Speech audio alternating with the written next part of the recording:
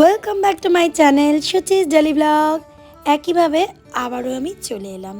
সকালবেলায় তোজোকে স্কুল থেকে দিয়ে এসে গেছি। দেখো অনেকটা ভিজে গেছি আজকে, এতটাই বৃষ্টি পড়ছে। তাই ওকে দিয়ে এসে ফার্স্টেই আমি ওর বাবার অফিসের রান্নাটা সেরে নিই। তারপরে আবার ওকে আনতে যাব, একটু পরেই চলে যাব আনতে।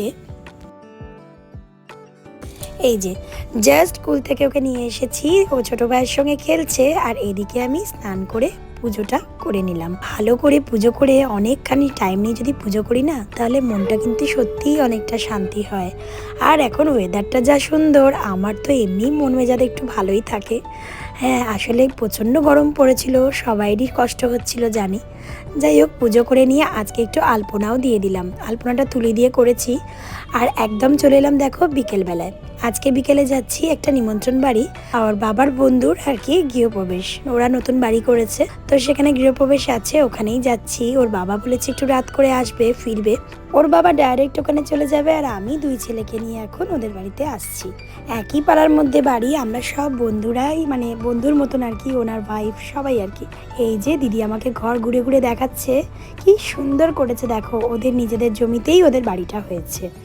আগে ওদের বাড়িটা অন্যরকম ছিল, আর এখন পুরো সুন্দর করে বড় করে করেছে। এটা ওদের ব্যালকনি, তাই তোমাদেরকেও একটু নতুন বাড়ি দেখিয়ে দিচ্ছি। আর এখানে ওদের এই যে ডাইনিংটা এত বড়, এটা ওদের বাথরুম করেছে, দুটো বাথরুম করেছে পাশাপাশি। এই যে এই একটা বাথরুম আর এই একটা বাথরুম, দুটোই খুব সুন্দর হয়েছে। আর এখানে দেখো এইটা করেছে কিচেন, মানে রান্নাঘর। রান্নাঘরটাও এত বড় হয়েছে, সুন্দর করে যখন সব সাজানো গোছানো হবে একদম সুন্দর দেখতে লাগবে, তাই না? এখন সবে সবে এসেছে, জাস্ট আজকেই এসেছে ওরা এই বাড়িতে, তাই কিছুই গুছানো হয়নি। এদিকে ছেলের ঘর আছে, আর এদিকে এই যে পুজো হয়েছে।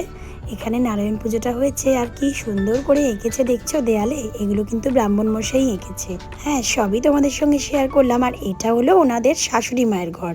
এই যে ওর বোনও এসেছে, ওর বোন আমার আবার বান্ধবী হয়, খুব ভালো বন্ধু। ও বসে রয়েছে। ওরা সব লজ্জা পাচ্ছে জানো তো, ক্যামেরায় দেখাচ্ছি বলে।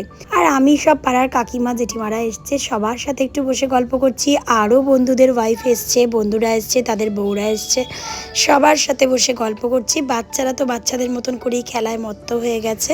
আর সবার সাথে অনেকদিন পর একসাথে আমরা দেখা হয়ে গেছি, মিট করেছি, খুব আনন্দ পেয়েছি। এখানে আমার বোনজিও এসেছে, কেননা আমি তো আগেই তোমাদের জানিয়েছি আমার বোনজি যাবাই আবার আমার হাজবেন্ডের বন্ধুও। খুব ভালো লাগলো। আর ওদের বাড়িটাও খুব সুন্দর হয়েছে, 4টে বড় বড় ঘর হয়েছে। ডাইনিং প্লেসটা এত বড় যে ওখানেই টেবিল চেয়ার পেতে ওরা খাইয়ে দিয়েছে।